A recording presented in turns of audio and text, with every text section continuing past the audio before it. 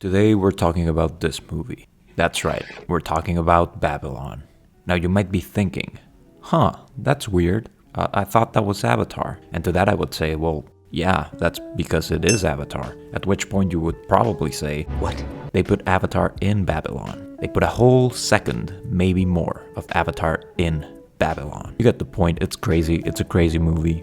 And as I was sitting in that dark theater watching that montage and trying not to have an epileptic seizure, I thought to myself, wow, this is either the most genius thing I have ever seen, or it is among the dumbest things I have ever seen. Now, why do I mention this? Why do I begin the video this way? Am I going insane? Well, all of those are valid questions. And to that I would say that I think my reaction to the ending montage serves as a good microcosm for my feelings regarding the film as a whole. But let's go back to the beginning. Babylon is a 2022 film written and directed by none other than Damien Chazelle. You know him, Whiplash, La La Land, First Man. A quick Google search will tell you that Babylon is a tale of outsized ambition and outrageous excess. Throughout the course of the film, we follow several characters, but I'll mostly stick to talking about the three main ones. Manny, played by Diego Calva, Nellie, played by Margot Robbie, and Jack, played by Brad Pitt. The movie begins with Manny transporting an elephant that will be used as live entertainment at a wild and ostentatious Hollywood party. Holy shit, is that a fucking elephant? You know the one.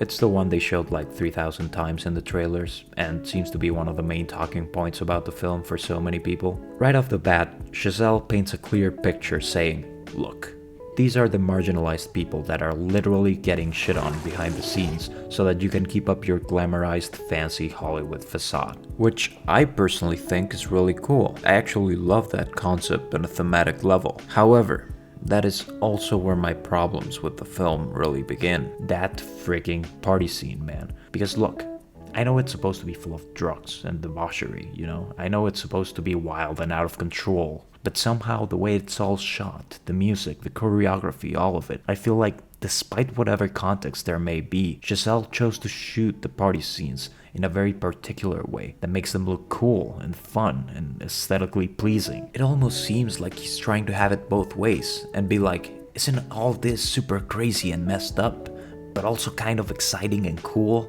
I feel like almost everything in that party, at least stylistically speaking, seems to be portrayed in a positive light. And sure, it's crazy, but you never get the sense that anything going on in there is actually being outright condemned.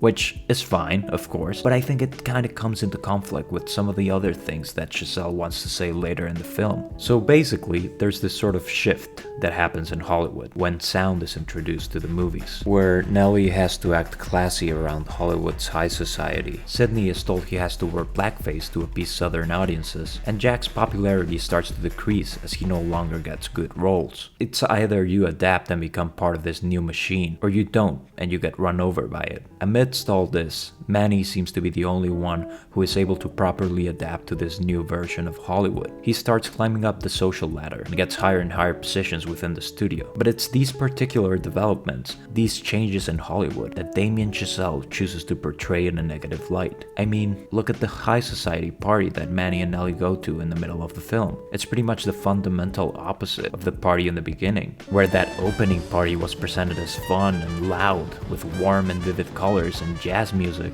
This party is framed in a more dull and quiet way, with cooler colors and slower music. Through this stark contrast, he's straight up saying that the life has been sucked out of Hollywood. Nellie feels suffocated by the people around her. She feels out of place in this new environment that she doesn't really fit in. Here, we as an audience are meant to sympathize with Nellie. The problem was that I just didn't. Sure, I guess I felt kinda bad for her, but it was more so a feeling of pity than outright empathy. And by this point, it just seemed to me like Chazelle was saying, hey, remember the good times when we could just wild out with elephants at our exploitative, crazy orgy drug parties? Yeah, those were the days, man.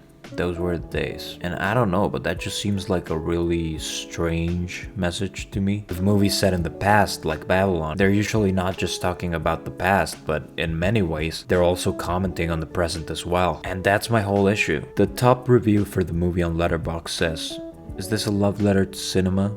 or a suicide note? And I think that's a great question. I'm not entirely sure if Chazelle wants to denounce the old Hollywood days or if he looks back at them fondly and thinks we should go back to them. Who knows, maybe he's trying to do both at the same time. In any case, that aspect of the film just didn't click with me. But there are things that I really love about this movie. There's a couple of great scenes throughout that capture the magic of the filmmaking process in a beautiful way.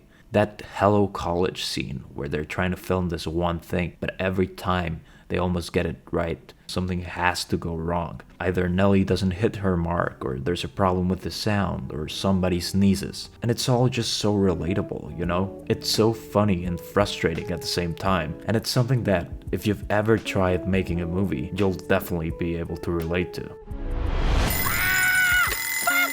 Shut up! Shut the fuck up! I will shit in your mouth! I will shit on you! Then there's the montage part, where you're intercutting between Nellie's first performance, where she's dancing and crying on command, and Manny rushing to get the camera and making it back at the perfect time, just as the sunlight fades away, for the director to capture the perfect shot.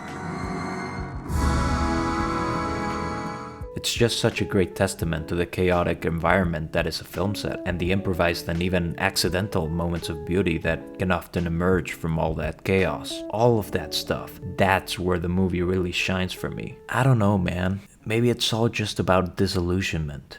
About misremembering the good times as being better than they actually were. About the crumbling of that illusion. Because you gotta remember, in that opening, Nellie is portrayed as this wild, free-spirited woman who already thinks of herself as a star, and as she dances and has the time of her life, that's what makes Manny fall in love with her. She brings him so much joy, but also so much pain by the end of the movie. I don't know. There's certainly a lot of things to think about and talk about with this movie, which is always a good thing, of course, but I wouldn't necessarily say I loved it. I liked it, I think, and that's about it.